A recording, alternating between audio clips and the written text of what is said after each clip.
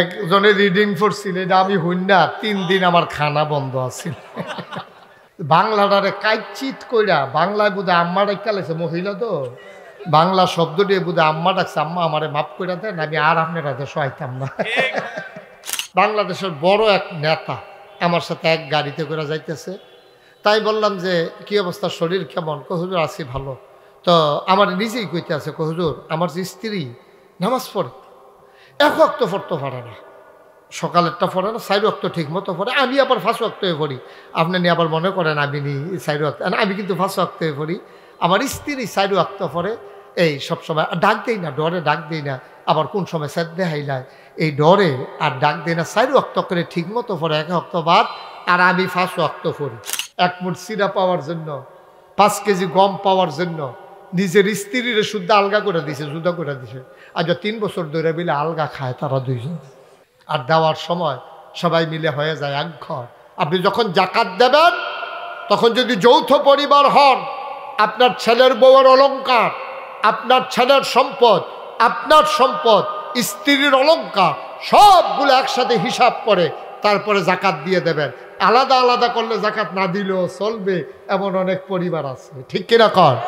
5 বউয়ের 5 বড়ি, বউয়ের 1 বড়ি হয়েছে 6 বড়ি, স্বর্ণ হইতে হইব 7 বড়ি, তো সব মিলেই হয়েছে 6 বড়ি। এবার তো বাচ্চা গেছে। আপনার আপন ভাই অসৎ, আপনি তাকে ভোট দিলে আমানতের খেয়ানত করলেন। আপনার গ্রামের প্রার্থী, আপনি যদি মনে করেন আমরা গ্রামের, তারা যদি গ্রামের মানুষটারে ভোট না দেয়, এটা কেমন দেখা যায়, এটা তো নিমক হারামি হয়। আপনার কে বলছে এটা নিমক হারামি হয়? আপনি জানেন গ্রামের মানুষটা খারাপ, আপনি কেন তাকে ভোট দেবেন? আপনি আমানতের খেয়ানত করলেন। এবার হিসাব মিলাই যান, মনে করেন আপনি জানেন সে চুর, চুর জানার পরও গ্রামের মানুষ মনে করে তারে ভোট দিছেন। এবার আপনাদের বিবেকের কাছে আমার প্রশ্ন, এই মানুষটা যদি ক্ষমতা গিয়া ফাঁস করার পরে গম চুরি কইরা 500 গোনা হয়, আপনি কিছু গোনা পাইবেননি? কিছু পাইবেন না, পুরাপুরি সমান সমান পাইবেন। হ্যাঁ বাড়া 500 পাইলে আপনিও 500 ব্যাগ লইও যাওয়ান লাগতো না, লাইনেও খেরন লাগতো না। ওই আপনার বাইক দেখবেন 500 গোনা ইয়া হাজির হইয়া বইয়া রয়েছে। কারণ আপনি ভোট দেওয়াতে তিনি চেয়ারম্যান হয়েছে, তিনি চেয়ারম্যান হওয়াতে গম চুরির সুযোগ পাইছে, গম চুরির কারণে ওনার 500 গোনা হয়েছে। মনে হইল যেন আপনি গম চুরি করে গোনা কামাই করলেন। মাছ দরুন্যার যেই বাঘ, ডুলারা হুন্যারও হেই বাঘ।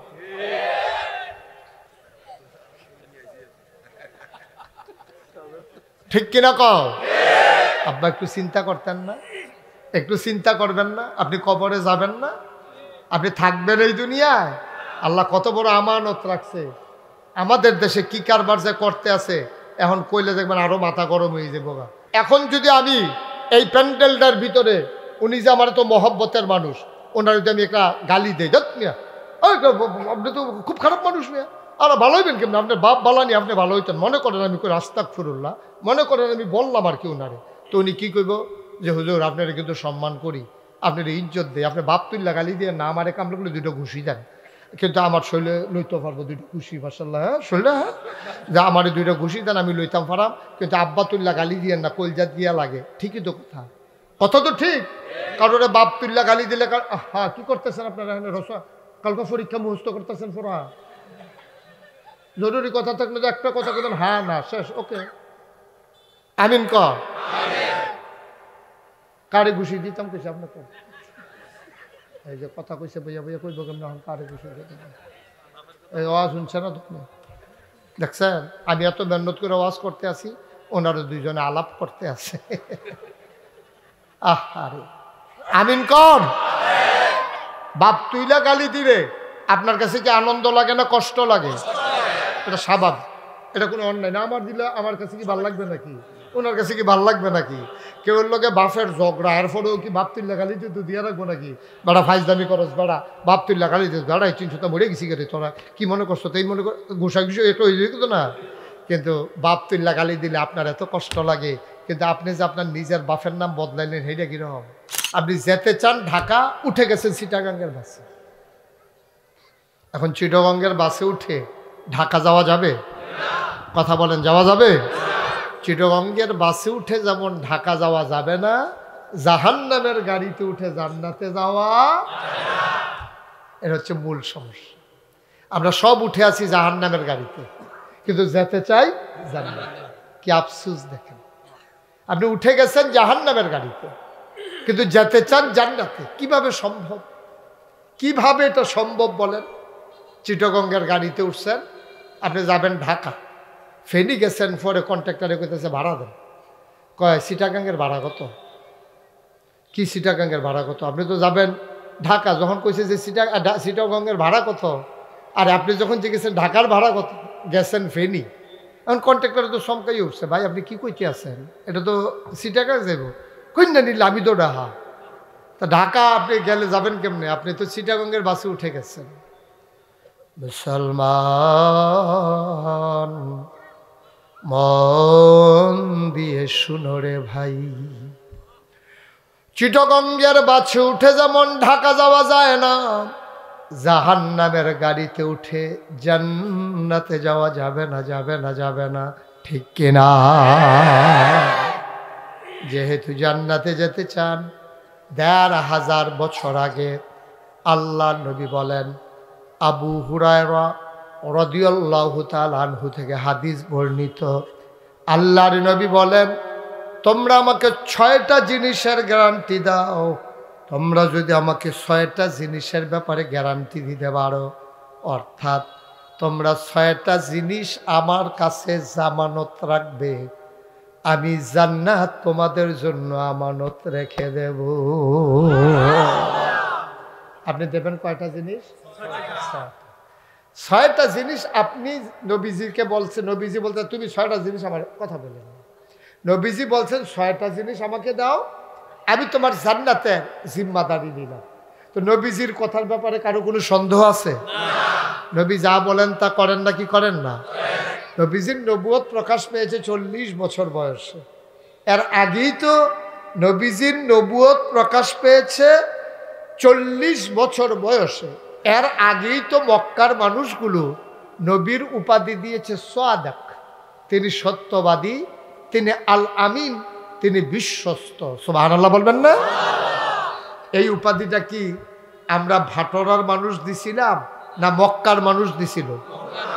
ওই যে মক্কার যারা আবু বকর, ওমর, উসমান, আলী, তালহা, জুবায়ের, আব্দুর রহমান ইবনে আউফ, সাদ ইবনে রাবিয়া, তারপর আবু জেহেল, আবুল আহাব, উতবা, সাইবা, মুগীরা, সবাই মিলে এই লকব দিয়ে দিছে উনি সাদিক, তিনি সত্যবাদী। সুবহানাল্লাহ বলবেন না?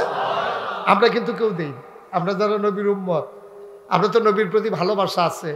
এখন আমরা যদি দেই তাইলে কাফেরারা বলবে তোমরা নবী, তোমরা তো ভালো বলবাই, কিন্তু আমরা বলি নাই।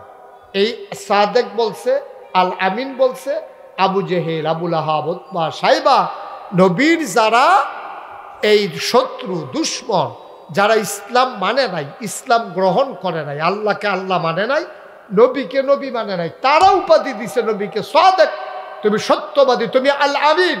এমনকি আবু জেহেল, আবুল আহাব, তারা নবীজির কাছে মালসামানা আমানত রাখছে।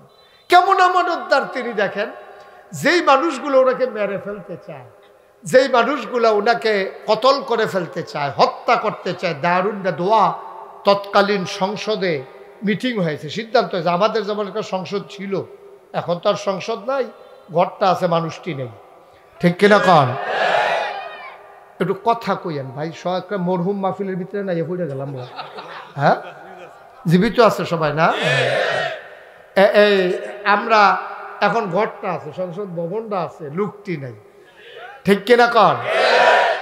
গোটা পৃথিবীতে বিশ্ব নিয়ন্ত্রণ করার জন্য, রাষ্ট্র পরিচালনার জন্য সকল দেশে এমন রাষ্ট্রীয় অবকাঠামো আছে। যেমন ভারতে আছে লোকসভা, ব্রিটেনে আছে পার্লামেন্ট, আমেরিকাতে আছে হোয়াইট হাউস, মধ্যপ্রাচ্যে আছে মজলিসে শুরা, ব্রিটেনে আছে আর কি বলে জার্মানিতে আছে আপনার সিনেট মেম্বার, বাংলাদেশে ছিল মেম্বার অফ পার্লামেন্ট, আর যেখানে ছিল ওটার নাম ছিল সংসদ। সব জায়গায় একটা একটা সংসদ আছে। আল্লাহরও কিন্তু একটা সংসদ আছে। সুবহানাল্লাহ বলবেন না? সেখানে আল্লাহর যে সংসদ, এটার স্পিকার হলেন স্বয়ং আল্লাহ, এটার স্পিকার হলেন স্বয়ং আল্লাহ, আর মেম্বার অফ পার্লামেন্ট হলো সমস্ত ফেরেশতারা। সুবহানাল্লাহ বলবেন না? স্পিকার স্বয়ং আল্লাহ। আর আমাদের দেশে যে সংসদ, এটার ভিতরে যে কি কারবার গেছে এটা তো আমার চাইতে আপনারা ভালো জানেন। সুদখোর আছে নাকি নাই? বাবা তোমার মাইকটাকে আরেকটু কমাও, তুমি তো কথা বুঝতেছো না, আমাকে বিরক্ত করে ফেলতেছো। তুমি এতবার বলা লাগে কেন? তুমি কি অরিজিনাল মাইকম্যান না ডুপ্লিকেট? এত তো অরিজিনাল না নমুনা কয়, তার আইসের নমুনা কয়তে ভাড়া আইছে। অরিজিনাল হইলে তো তুমি আলাদা নয়েজ বুঝো। নয়েজ কারে কয় বুঝো? যেটা এই যে সু সা কেরকেরি ফেরফেরি টেরটেরি এরকম আর কি, এটি বন্ধ করাইয়া শুধু আওয়াজটা স্মুথ করে ছেড়ে দাও, মানুষগুলো যেন শুনতে মজা পায়। আমিন কর। তো যেই কথাটুকুন বলতেছিলাম, বাংলাদেশের যে সংসদ, এটার ভিতরে সুদখুর আছে নাকি নাই? মানে ছিল আর কি, ছিল, এখন তো আর নাই। এখন তো কই আলাম। সুদখুর ছিল নাকি ছিল না? ঘুষখুর, মদখুর, ক্যাসিনো চালায়, গান গায়, নর্তকী, গায়কী সব নিয়ে এটার ভিতরে থুবাইছে। রিডিং পড়তে পারে না। একজনে রিডিং পড়ছিল, এটা আমি হইন না, 3 দিন আমার খানা বন্ধ আছিল।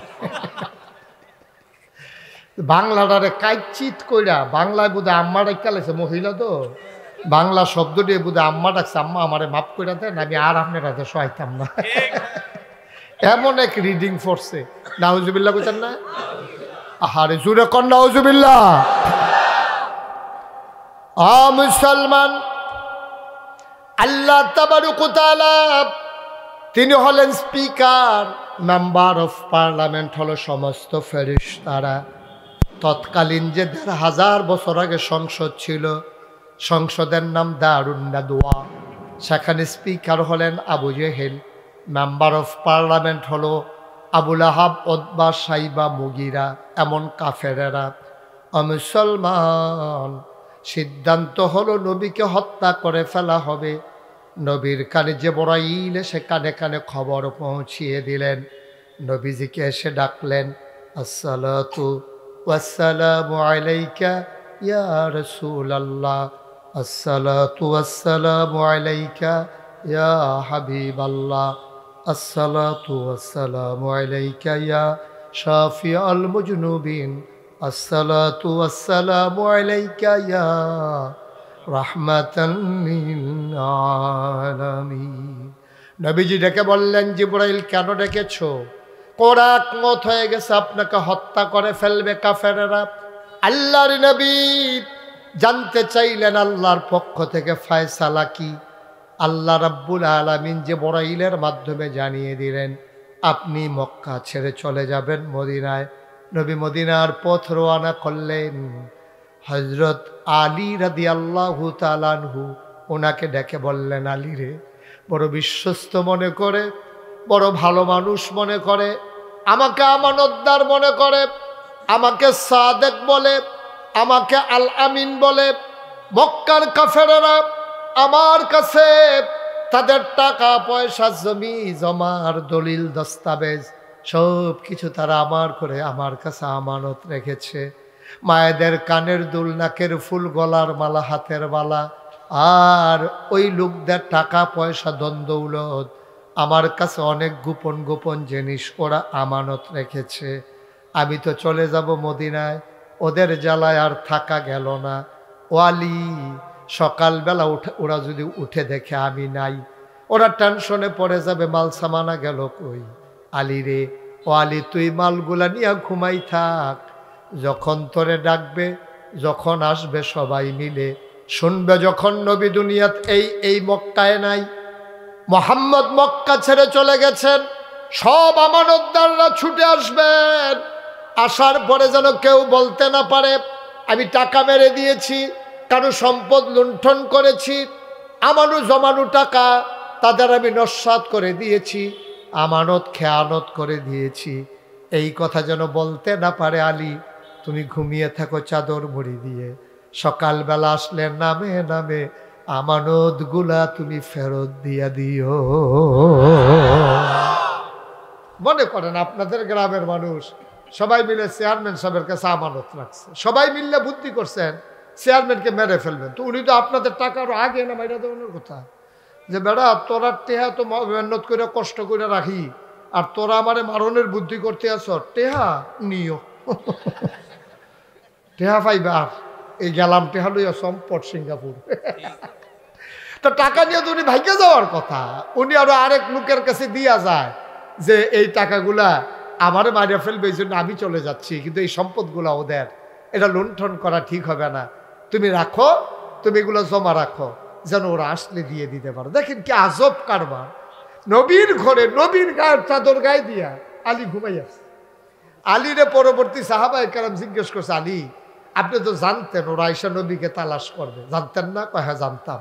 তা আপনারে না পাইলে যে, এই নবীজিকে না পাইলে আপনারে পাইয়া যে কটা পিটাইবে, এটা কি মিথ্যা কথা? আপনি এটা বুঝেন নাই যে যখন দেখবে যে নবী নাই আর ওই জায়গায় আপনারে পাবে, কেমন মাইটটা হবে, আপনি এটা বুঝেন নাই? বাংলাদেশে দেখছেন না, মামলা করে যখন দেখছে যে আসামি পায় না, ওই ঘরের সম্পদ পর্যন্ত লুণ্ঠন করে নিয়ে গেছে, ঠিক কিনা বাবা? দলীয় ক্যাডার যারা, তারা মানুষের উপরে নির্যাতন তো করেছেই, পুলিশ বলো দলীয় ক্যাডার বলো, ওরা ওই মানুষগুলোর, নির্যাতিত মানুষগুলোর, নিপীড়িত মানুষগুলোর অত্যাচার করতে না পেরে তাদের গরু নিয়ে গেছে, ছাগল নিয়ে গেছে। আমি এক জায়গায় খবর পাইছি টিউবওয়েলের মাথাও লয়ে গেছে, বাড়ির টিউবওয়েলের মাথা শুদ্ধা লয়ে গেছে। তাইলে আলী তোমার কাছে কি ভয় লাগে নাই যে যখন ওরা নবীকে পাবে না আয়েশা যে তোমাকে মারবে, তুমি এটা বুঝো নাই?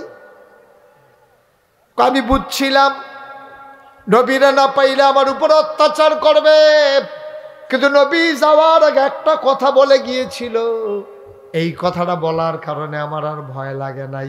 কয় কি বলছিল নবীজি? বলছিল আলীরে তুই থাক আমি যাই, অল্প সময়ের ব্যবধানে তোর সাথে আমার দেখা হবে। সুবহানাল্লাহ কয় না? সামান্য সময়ের ব্যবধানে তোর সাথে আমার দেখা হয়ে যাবে, সাক্ষাৎ হয়ে যাবে। এই কথাটা নবী বলার পরে পরে আমার একটা ওভার কনফিডেন্স, আমার একটা আত্মবিশ্বাস কাজ করেছে। নবী যেহেতু বলেছে দেখা হবে, কাফেরারা আমাকে মেরে ফেলতে পারবে না, এটা আমি নিশ্চিত ছিলাম। কি মানারা তারা নবীজিরে মানছে, দেখছে কি বিশ্বাস। এই জায়গায় নবীজিকে আবু হুরায়রা থেকে হাদিস বর্ণিত, নবীজি বলছেন, এই দুনিয়ার মানুষ, এই মুসলমানেরা, তোমরা আমার কাছে 6টা জিনিস রাখো। কয়টা? এতক্ষণে চেয়ারম্যান সাহেবের আওয়াজটা ক্লিয়ার বাড়িছে। কয়টা রে? 6টা জিনিস তোমরা আমার কাছে আমানত রাখো, আমি তোমাদের জান্নাতের জামানত হয়ে গেলাম। সুবহানাল্লাহ বলবে। কয়টা জিনিস রাখবা? আপনি ব্যাংকে লোন উঠাইতে গেলে জায়গা দেওয়া লাগে, জায়গার দলিল দেওয়া লাগে, তারপরে ব্যাংক লোন দেয়। নবীজি বলছেন জান্নাতের গ্যারান্টি আমি। সুবহানাল্লাহ, সুবহানাল্লাহ। নবীজির মতো মানুষ গ্যারান্টি দিচ্ছে, আপনার আর কোনো কনফিউশন, আপনার কনফিউজড হওয়ার কোনো তো সুযোগ নাই। তো আপনাকে বলছেন তুমি 6টা জিনিস রাখো, আমি জান্নাতের গ্যারান্টি হয়ে যাবো। কোন নবী? যেই নবী জীবনে একটা মিথ্যা কথা বলেন নাই। কথা আরেকটা মনে পড়ছে, এটা কি কইলি তা? হ্যাঁ বলে ফেলাই, হ্যাঁ আমিন কর। আহা জুড়ে এতগুলো লোক আমিন করলে তো সামিয়ানারা শুদ্ধ সিরে যাওয়ানোর কথা, আমি তো বুঝতেছি না আওয়াজটা কি হইতে আছে। সবাই কন আমিন। নবীজির আরেকটা কথা দেখেন, যেই দিন নবীজি মেরাজ থেকে আসছে, এই রজব মাসে না, এটা রজব চলতেছে না, এই রজব মাসে নবীজি মেরাজ থেকে আসার পরে নবীজি বৈশা রয়েছে কাবা করে হেলান দিয়ে।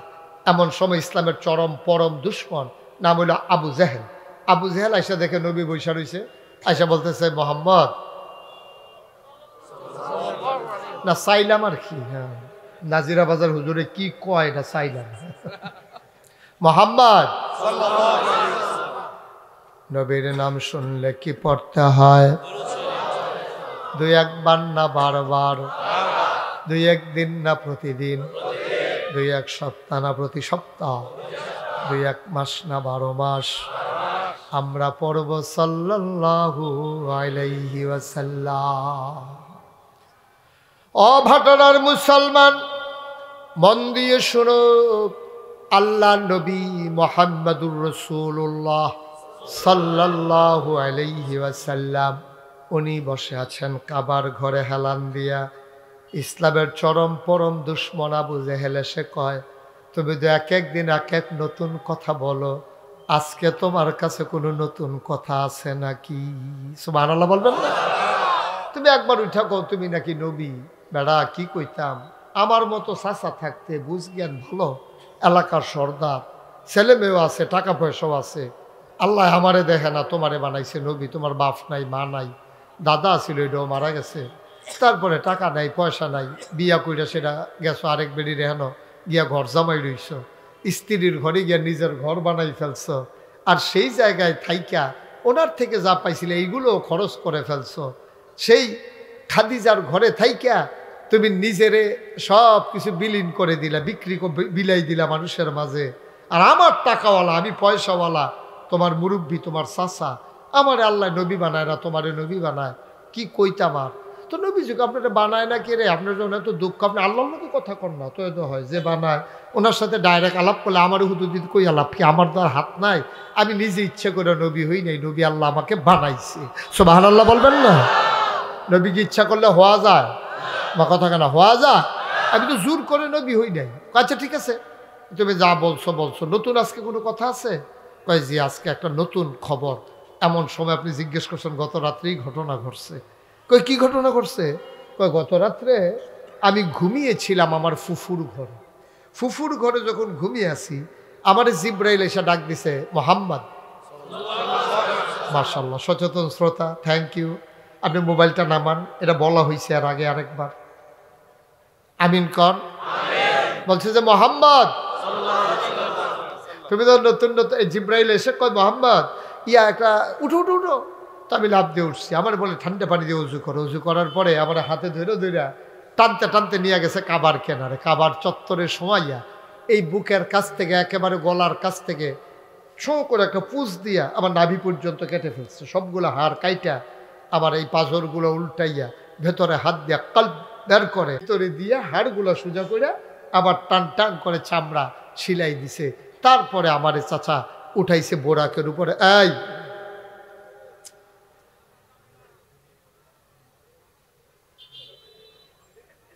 বসেন, ওকে। উনি একটু খালি জায়গা ছাড়া বইতে পারে না, ঠিক আছে, হ্যাঁ। আমিন কর। শ্বাস বন্ধ হইয়াই, শ্বাস বন্ধ হইয়াই সিফার ভিতরে হয়। তো আমার সেলাই করে উঠাইছে বোরাকের ভিতরে। চাচা বোরাক তো চিন্তার না, এটা গাধার মতো, এটা তো ইয়া। আমার কইছে শক্ত করে ধরেন। আমি শক্ত করে ধরছি, সং করে টান দিয়া আমার নিয়ে গেছে মসজিদে আকসায়। সুবহানাল্লাহ বলবেন? ওখানে চাচা অনেক ঘটনা ঘটছে, নবী রাসূলরা ছিল, এগুলো তো আপনি বিশ্বাস করেন না, তারপরেও বলতে আছি ঘটনা যেহেতু ঘটছে। ওইখানে নিয়ে আমি 2 রাকাত নামাজ পড়ে আমার উপরের দিকে উঠানো শুরু করছে। 7 আসমান ভ্রমণ করে আল্লাহর সাথে সাক্ষাৎ করে তারপরে আবার ফিরার সময় জান্নাত জাহান্নাম দেখা তারপরে আইসা আল্লাহর খাস মেহরবানি চলে আসছি। এখন তুমি কই? কই যে আপনার সামনে বসে বসি। কই ঘটনা কবে? কয় গত রাত্রে।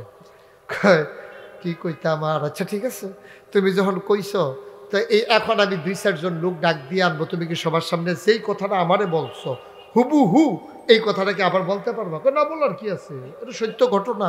আপনি আনন কারে আনবেন?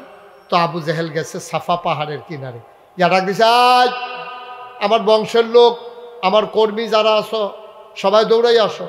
সবাই আসার পরে আয়সা দেখে নবীজি বসে রয়েছে। আবু জেহেল বলতেছে, মোহাম্মদ ওই যেই কথাটা আমার একটু আগে বলছি না, ওই কথাটা আবার একটু বলো তো, আবার একটু সময় রে বলো। সুবহানাল্লাহ বলবেন না? এখন নবীজি কথা যাও চাচা কথা তো হেইডে, এটা বারবার কোয়ার কি আছে? কথা দইল ওই আমি ঘর হুবুরে করে শুয়ে রয়েছি, আমার ডাক দিয়ে তুললা ঠান্ডা পানি দিয়ে উজু করে কাবা করে কাছে না সিনা সাক করে তারপরে এই বুড়াকে করে ওই মসজিদে আকসাত নিয়ে হ্যান থেকে 7 আসমান আর গইও না, মসজিদে আকসা পর্যন্ত থাহো, এর উপরে গেলে আমরা তারা সহ্য করতে পারতো না, তুমি হ্যাঁ নে থাহো। মসজিদে আকসাত গিয়েছে, তারপরে তুমি আবার হ্যাঁ আইসো। এই শুনছো তো সব? তোমরা শুনছো? কয় জি ভাই সাহেব শুনছি। কয় তো ও যে কইলো মসজিদে আকসাদ গত রাইতে গেছে, এখন আমরা সামনে বসে রয়েছে, তোমরার ভিতরে মসজিদে আকসাদ গেছো কে? দাঁড়াও। একজনে দাঁড়ায় কয় গতকালকে আমি আইছি, গতকালকে আমি আসছি মসজিদে আকসা থেকে। কয় তোমার যাইতে কয়দিন লাগছে? কয় 30 দিন। কয় আসতে লাগছে কয়দিন? কয় 30 দিন। তো যাইতে লাগে 30 দিন, আইতে লাগে 30 দিন। আর মোহাম্মদে কয় রাত্রে গেছে, ফজরের আগে বিলে আইয়া গড় হইতে রয়েছে, আর ওখানে আমরা সামনে বইয়া বইয়া কথা কইতে আছে। কিরকম বুঝলা? আমি যে কই পাগল, তোমরা তো কথা শোনো না। পাগল কি গাছও ধরে? এটা কি যেমন তেমন পাগল মনে করছো? তো যারা কাফের দুশ্মন ছিল তারা কয় যে আমরা আপনি পাগল কোন, আমরা কি উনারে ভালো কই? আমরাও তো পাগল কই, আমরা কি উনার পক্ষের লোক নাকি? আপনি আমরারে বুঝাইতেছেন কি লেগে? আমরা তো এমনি বুঝা রইছি, আমরা তো এবার আর ইসলামও মানি না, আল্লাহও মানি না, এবার আরও নবী মানি না। এবার আর নিয়ে বেশি পাগল হইছে আবু বকর সিদ্দিক। সুবহানাল্লাহ কইতেন না? এই মুহূর্তে ওনারে যদি ঘটনাটা শোনানো যায়, তাইলে আবু বকর সিদ্দিক রে এই ওনার ধর্মের থেকে শোনাইতে 1 সেকেন্ডও লাগবে না, কারণ এটা পাগলও বিশ্বাস করবে না যে 60 দিনের রাস্তা কয়েক ঘন্টার ভিতরে আসা যাওয়া শেষ হয়ে গেছে। এরপরে 27 মন্দ কইছিল, এটি আমরা শুনিয়ে না, এটি দরকারে নাই। যান আবু বকর সিদ্দিক, রাজ একজনকে আবু বকর সিদ্দিককে ডাক দিয়ে নিয়ে আসো। দৌড়াই একজনে গিয়া কইছে, সিদ্দিক ভাইসা, আবু বকর ভাইসা আপনারা জাহেল ভাইসা বেডা আহে। তো কইছে পরে দৌড়াই আসছে, আইসা দেখে নবীজি বসে আছে চুপ মেরে, আর সব কাফেরারা সামনে। আবু বকর সিদ্দিক ঢুইকেই নবীজিরে সালাম দিছে, আসসালাতু আসসালামু আলাইকা ইয়া রাসূলুল্লাহ। নবীজি বললেন ওয়া আলাইকুমুস সালাম ওয়া রাহমাতুল্লাহ। সুবহানাল্লাহ বলবেন না? আবু বকর সিদ্দিক দেখাই ডাক দেয়া কয়, ও নবী আমার, ইয়া রাসূলুল্লাহ, ইয়া হাবিবাল্লাহ, গত রাত্রে আপনি কইছিলেন। সুবহানাল্লাহ কয় না? আসার পরে কিন্তু এই পর্যন্ত দেখা নাই আবু বকর সিদ্দিকের সাথে। এটা কাফেরারাও জানতো। আবু বকর সিদ্দিক এখনো শোনার সুযোগ পায় নাই এই ঘটনা। যখন নবীজিকে একা একা দেখা বসা দেখলেন, তখন আবু বকর সিদ্দিক ঢুইকেই কয়, গত রাত্রে আপনি কইছিলেন। এবার কাফের একজন আরেকজনের দিকে চায়, কয় কিরে ঘটনা কি? আনছিলাম সোডানের লেগে এখন যে আরো শক্ত উঠে আছে। আনছিলাম কথা কইয়া সোডা এখন যে হে নিজেই সাক্ষী হয়ে গেছে। নবীজি কয় আমি ছিলাম না। আবু বকর কয় আপনি কইছিলেন। তাইলে বুঝে গেল আবু বকর খুঁজা পায় নাই। তো নবীর কথার সাথে আবু বকরের সাক্ষী তো মিল আছে। এটা তো ঘটনার উল্টা না ঘটলো, দেখি আইনটা ধরো ফুকতো এনে হইসে দেখা যায়, ঘটনা তো খারাপ। নবীজি ডাক ডাক আবু বকর, আবু বকর তুমি কি গত রাত্রে আমারে তালাশ করছিলা? যেই ঘরগুলাতে আপনি থাকেন সবগুলাতে আপনারে তালাশ করছি গো নবী, আমি কোথাও আপনারে পাই নাই। আমি অস্থির হয়ে গেছি, আমি সারা রাত ঘুমাইতে পারি না, আমার ভয় ঢুকে গেছিল, না জানি আপনার কোনো ক্ষতি টতি কাফেরেরা করে ফেলছে নাকি। আপনি ছিলেন কই? এখন কাফের একজন আর একজনের দিকে তাকায়। আবার আবু জাহেল ডাক দেয়া কইছিল, মোহাম্মদ বলো। নবীজিকে আমি বলবো না, আপনি বলেন। আবার আবু জাহেল ডাক দেয়া কয়, শোনো শোনো শোনো আবু বকর, তোমার বুদ্ধি শুদ্ধি আছে, তোমার আকল জ্ঞান আছে আবু বকর, তুমি ব্যবসা করা মানুষ, তুমি যুগ বিয়োগ বুঝো, হিসাব নিকাশ বুঝো। তুমি কি কোনোদিন ফিলিস্তিন গিয়েছিলে? আবু বকর বলে, জি আমিও গেছিলাম। কয় যাইতে লাগে কয়দিন? কয় নর্মালি গেলেও 30 দিন। কয় আসতে কয়দিন? কয় 30 দিন। কয় মোহাম্মদ কি বলছে শুনছো নাকি? কয় আমি তো আসলাম, এখন শুনবো কেমনে? কয় শুনো শুনো শুনো, মোহাম্মদ কয় সে নাকি গত রাত্রে গেছে, এখন নাকি আমাদের সামনে বৈশা রইছে। আবু বকর সিদ্দিক ডাক দিয়া কয়, এটা কি নবী বলছেন আপনি বানাইয়া বানাইয়া বলেন? আবার আবু জাহেল ডাক দিয়া কয়, নাইলে জিজ্ঞেস করো তোমার নবীকে। কয় আমি জিজ্ঞেস করবো না, শুধু আপনি বলেন যে আপনি নবী এটা বলছে কিনা। কয় হ্যাঁ আমরা সবাই সাক্ষী, নবী এই কথা বলছে। আবু বকর সিদ্দিক ডাক দিয়া কয়, নবী যদি এই কথা বইলা থাকে কোনো সন্দেহ নাই, সত্যি বলেছে।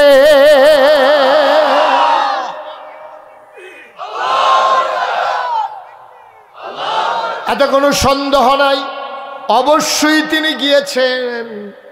আবার কাফেরেরা কয়, আবু বকর তোমারও কি মাথাটা গেল? কয় কেন? কয় 60 দিনের রাস্তা একজন মানুষ এত তাড়াতাড়ি আসা যাওয়া করে কেমনে? আল্লাহর নবী দিকে আবু বকর তাকাইয়া মুচকি হাসি দিয়া কয়, ও মক্কার কাফেরেরা শোনো, যেই নবীজি বলছে এক আল্লাহ, কোনোদিন আল্লাহ দেখি নাই, এই আল্লাহ আছে শুই না, সাথে সাথে আল্লাহ মেনে নিলাম। কোনোদিন পরকাল কারে কয় বুঝি নাই, স্বীকার করে নিলাম। ফেরেশতা দেখি নাই, ফেরেশতা মেনে নিলাম। পূর্বে আরো নবী ছিল, তাও মেনে নিলাম। যেই নবীর কথা শুনে আল্লাহকে না দেখে আল্লাহ মেনে নিলাম, নবীর কথা শুনলাম, জাহান্নাম জান্নাত মেনে নিলাম, ফেরেশতা বিশ্বাস করে নিলাম।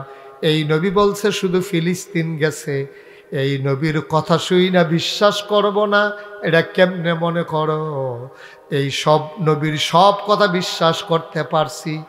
নবী ফিলিস্তিন না গিয়া ফিলিস্তিন গেছে, এই কথা বলার নবীর কোনো ঠেকা নাই, ঠিক কিনা?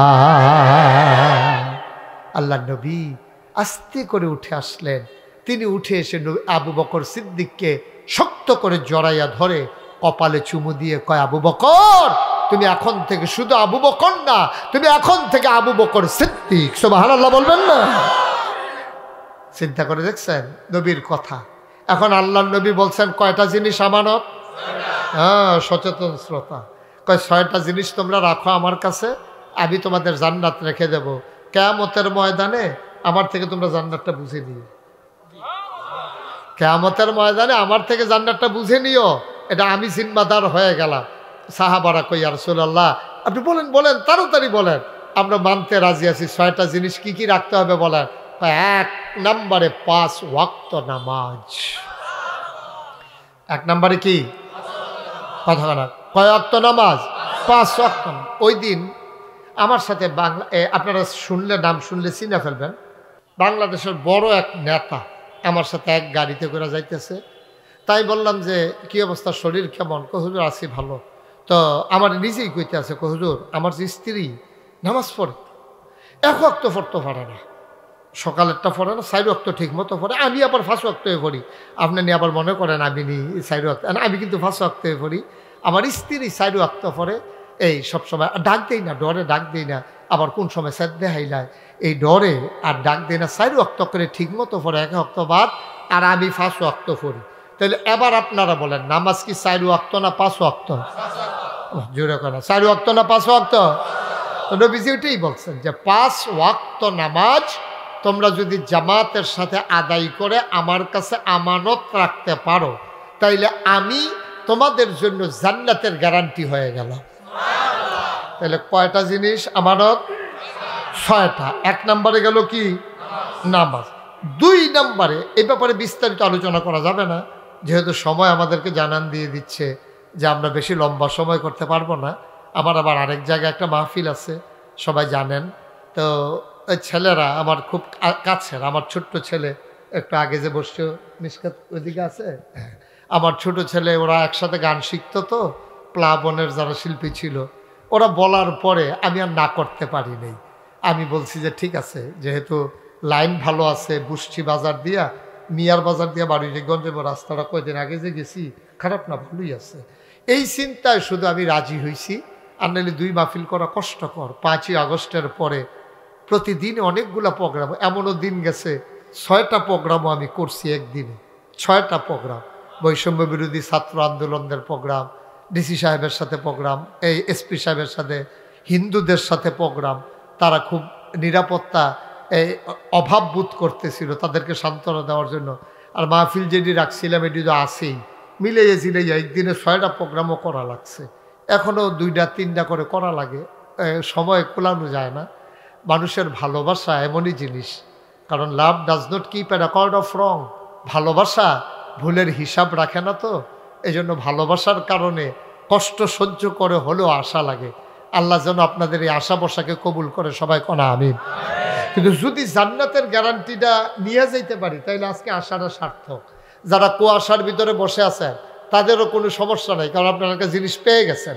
জান্নাত যদি পেয়ে যান, এরপরে আর কি চিন্তা আছে কোন? তাইলে 1 নম্বরে হলো নামাজ। কথা মনে থাকবে ইনশাআল্লাহ? আমরা পারবো না ইনশাআল্লাহ? ঈমান আনার পরে সবচেয়ে বড় কাজ মুসলমানের যেটা, এটার নাম হলো নামাজ। আপনি পুনে 1টায় আপনি ঈমান আনছেন, 1টার সময় আজান দিছে, আপনার প্রথম কাজ হলো নামাজ। আল্লাহ রসুল বলেছেন, মান তারাকা সালাতা মুতাআম্মাদান ফাকাদ কাফারা। ইচ্ছাকৃতভাবে নামাজকে যদি কেউ ছেড়ে দেয়, অর্থাৎ ইচ্ছাকৃত ছেড়ে দেওয়া মানে নামাজকে অস্বীকার করে ফেলা, এটা যদি কেউ করে ফেলে তাইলে কি হবে? মান তারাকা সালাতা মুতাআম্মাদান ফাকাদ কাফারা। ইচ্ছাকৃত নামাজ ছেড়ে দেওয়ার কারণে মানুষটা ঘোষণা ছাড়াই কাফের হয়ে যাবে। আফসোস হচ্ছে পরনের লুঙ্গি খুলে গেলে যার গেল সেও টের পায়, যার সামনে গেল সেও দেখতে পায়। কিন্তু ঈমান এমন একটা জিনিস, যার গেল সেও টের পায় না, যাদের সামনে গেল তারাও টের পায় না। ঠিক কিনা কম? ঈমান সাংঘাতিক জিনিস, অত্যন্ত সূক্ষ্ম একটা জিনিস। 2 নম্বরে হচ্ছে যাকাত। এই যাকাত আদায় করা। এখন আমি যদি কই আপনি যাকাত দেন, বুঝলো সারা বছর তো যাকাত দিই, সেদিন ভিক্ষা দিলাম, তারপরে হেতার একটা লুঙ্গি কিনা দিলাম, হেতার মাইয়ার বিয়ার বিদে টেহা দিলাম, এটার নাম যাকাত না তো ভাই। আপনি যাকাত বুঝেন নাই। যাকাত মানে হচ্ছে আপনি সম্পদ হিসাব করে সুন্দর করে শতকরা 2.5 টাকা হারে বছরে একবার 100 টাকায় 2.5 টাকা বছরে একবার আল্লাহর রাস্তায় ফরজ মনে করে খুশি মনে আদায় করা, এটারে কয় যাকাত। আপনি মসজিদে যদি টাকা না দেন আপনি গুনাহগার হবেন না। আপনি একজনের দান চাইছে, ভিক্ষা চাইছে, আপনি দিলেন না, আপনি গুনাহগার হবেন না। কিন্তু আপনি যদি যাকাত ছেড়ে দেন তাইলে আপনি সাথে সাথে আপনি কবিরা গুনাহ আপনার হয়ে যাবে, ঠিক কিনা? তো জাকাত আমাদের তারা দিতে গিয়া নানান কায়দা কৌশল করে, অনেক কৌশল করে। জাকাত দিতে গিয়ে আপনি যৌথ পরিবার, তাইলে যৌথ সম্পদ একসাথে আছে, তখন আপনি হিসাব করবেন একরকম, বিচ্ছিন্ন হয়ে গেলে হিসাব আরেক। মনে করেন আপনার স্ত্রী, আপনার 5 ছেলে, স্ত্রীর সম্পদও আছে, অলংকার আছে, আবার 5 জন ছেলেরে যে বিয়ে করাইছে প্রত্যেক বউয়ের 4-5 ভরি করে স্বর্ণ আছে। সব দিকে কিন্তু একখানে হিসাব করো লাগবে, আলগা আলগা করতেন পারতেন না। কারণ তো আপনি এক চুলায় খান, একসাথে থাকেন, একসাথে কুরবানি দেন, এক সংসার করেন। তা আমরার খাসিয়তা তো খারাপ। আমরার তারা করে কি বুঝছেন, যখন পাওয়ার সময় হয় তখন হিসাব একরকম, যখন দেওয়ার সময় হয় তখন হিসাব আরেক রকম। এটা আমার অভিজ্ঞতা হয়েছে গত বন্যায় যখন আমি 15 দিন আমার পরিবার থেকে আমি বিচ্ছিন্ন ছিলাম। আমি সাহায্য সহযোগিতা মানুষকে করেছি, বিভিন্ন বাড়িতে বাড়িতে গিয়া পানি ভাঙ্গা ভাঙ্গা বুক সমান কোমর সমান পানি ভাঙ্গা সাহায্য দিতাম গেছি। তা আমি একদিন জিজ্ঞেছি, আগামীকালকে মসজিদে সবাই আসবেন, সবাইকে সাহায্য দেওয়া হবে। তো একবার জিজ্ঞেছি, আপনার কয় ঘর? কয় হুজুর আমরা 7 ঘর। কয় ঘর? আমি কই 7 ঘর কেমনে? কয় আমার 7 ছেলে 5 ঘর, আমি আমার ওয়াইফ। হ্যাঁ সব। আমি আপনার ওয়াইফ কি আপনার জুদা? কয় যে 3 বছর ধরে না 3 বছর ধরে মিলে একটা বউয়ের লোকে আলগা খায়। এখন তারা জামাই বউয়ে 2 ঘর আর 5 ফুটে 5 ঘর মিলে হয়েছে কয় ঘর? সর্বোচ্চ কি পাবে? 1 মুঠ চিরা, একটু গুড়, খাবার, স্যালাইন, মোমবাতি, এটার লেগে এবার নিজের ঘরটারে ভাঙ্গিয়া খান খান করে লাইছে, এবার 7 ঘর বানাই লিছে। এই দিন শুক্রবারে আমি আবার জমার খুতবা দিই তো। তা আমি যে গেলাম, আমরা যারা এখানে আছি সব পরিবার আমরা মসজিদে 500 টাকা করে দেব। তা হেবারে জিজ্ঞেস, আপনার কয় পরিবার? কয়েক পরিবার। চেয়ারম্যান সব কারবারটা বুঝছেন আপনি? আমরা চেয়ারম্যানই করে গেছেন, এই মাইনখা সিফাত ফরছেন নেওয়ানোর সময় কয় ঘর? কথা কয় না, কয় ঘর? আর দেওয়ার সময় আহারে মুসলমান, আহারে মুসলমান, আহারে মুসলমান। আপনি পারলেন, আপনি পারলেন, আমরা সেই মুসলমান। 1 মুঠ চিরা পাওয়ার জন্য, 5 কেজি গম পাওয়ার জন্য নিজের স্ত্রীর শুদ্ধ আলগা করে দিছে, জুদা করে দিছে। আজ 3 বছর ধরে মিলে আলগা খায় তারা 2 জন। আর দেওয়ার সময় সবাই মিলে হয়ে যায় 1 ঘর। আপনি যখন যাকাত দেবেন তখন যদি যৌথ পরিবার হন, আপনার ছেলের বউয়ের অলংকার, আপনার ছেলের সম্পদ, আপনার সম্পদ, স্ত্রীর অলংকার সবগুলো একসাথে হিসাব করে তারপরে যাকাত দিয়ে দেবেন। আলাদা আলাদা করলে যাকাত না দিলেও চলবে, এমন অনেক পরিবার আছে, ঠিক কিনা কর? 5 বউয়ের 5 বড়ি, বউয়ের 1 বড়ি হয়েছে 6 বড়ি, স্বর্ণ হইতে 7 বড়ি, তো সব মিলেই হয়েছে 6 বড়ি। এবার তো বাচ্চা গেছে। কিন্তু এইরকম এই একখানে করতে গেলে দেখা যায় আবার অনেক সময় এই 8-10 বড়ি হয়ে যায়, কিন্তু আলাদা করতে গেলে 1 বড়ি 2 বড়ি করে ঘর পিছনে হয়ে যায়। এই যাকাত আদায় করা, তাইলে কয়টা জিনিস না আমানত? কথা কয় না, কয়টা? 1 নম্বরে গেল, 2 নম্বরে, 3 নম্বরে আমানতের খেয়ানত করা যাবে না। এই জায়গার মধ্যে সাংঘাতিক ফ্যাস, মারাত্মক ফ্যাসের ভিতরে পড়ে গেছে এই জায়গায়। শুধু টাকা, আমি আপনাদের চেয়ারম্যান সাহেবের কাছে 5,000 টাকা রাখলাম, আমরা মনে করি এটাই আমানত না। আমানত অনেক প্রকার। আমি ওনারে কানে কানে একটা কথা বললাম, ভাই আপনি কারো কাছে বললেন না, আপনি আমার আপন ভাইয়ের মতো, মনের দুঃখে কারো কাছে বলতে পারি, আপনার কাছে বললাম, আপনি কিন্তু এটা কারো কাছে বললেন না। আমি যাওয়ার সাথে সাথে উনি চা স্টলে গিয়া সেটা কইতাছে, না করছে কইতাম না, কইও পারি না। এটাকে আমানত হয়েছে না আমানতের খেয়ানত হয়েছে? মুসলমান, আপনার জীবনটাও আরেকজনের মুসলমানের কাছে আমানত।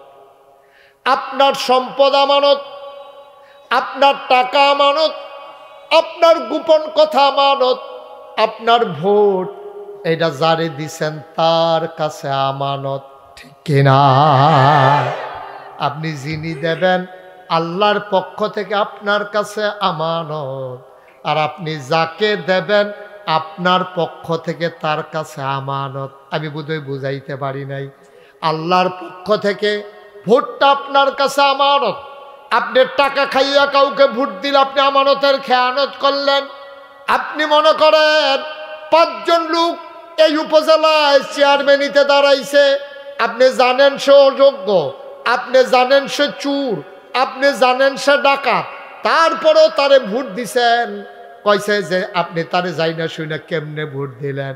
আমরা গ্রামের মানুষ, একটা টান আছে, গ্রামের টানে ভোট দেওয়া যাবে না, রক্তের টানে ভোট দেওয়া যাবে না, এলাকার টানে ভোট দেওয়া যাবে না, দলের টানেও ভোট দেওয়া যাবে না। ভোট দিতে হবে আমানতদারির সাথে।